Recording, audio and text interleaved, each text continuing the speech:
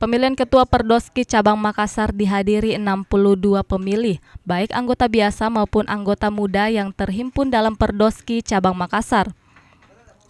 Pemilihan ini Dr. Sri Rimayani Malik SPKK terpilih sebagai Ketua Perhimpunan Dokter Spesialis Kulit dan Kelamin atau Perdoski Cabang Makassar, mengalahkan Dr. Andi Sastri ZSPKK yang merupakan pengurus Perdoski. Ketua Ikatan Dokter Indonesia atau IDI Makassar Dr. Siswanto Wahab yang hadir langsung mengapresiasi pemilihan Perdoski Cabang Makassar. Ya tentunya harapan saya mau minta ini organisasi lebih maju. Lebih maju dalam satu bentuk, pertama kegiatan, memajukan satu kegiatan organisasi. Yang kedua memajukan kesejahteraan anggota.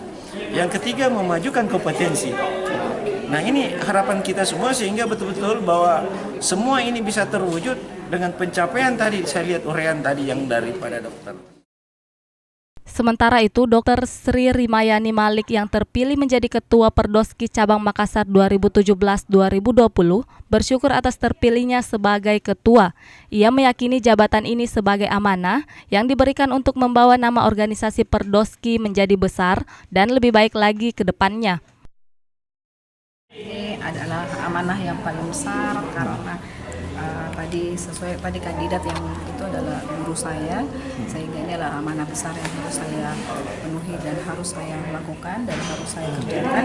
Yang mana tadi sesuai dengan visi saya pertama itu adalah memberikan Perdoski Cabang Makassar ini menjadi terkemuka di Indonesia. Sri Rimayani yang juga Kepala Bidang Pelayanan Dinkes Makassar menambahkan, jika dirinya juga akan membentuk pengurus dalam waktu dekat, demi menjadikan organisasi Perdoski menjadi perhimpunan terkemuka tahun 2019. Fajar Alwi, Fajar TV, Fajar Radio melaporkan.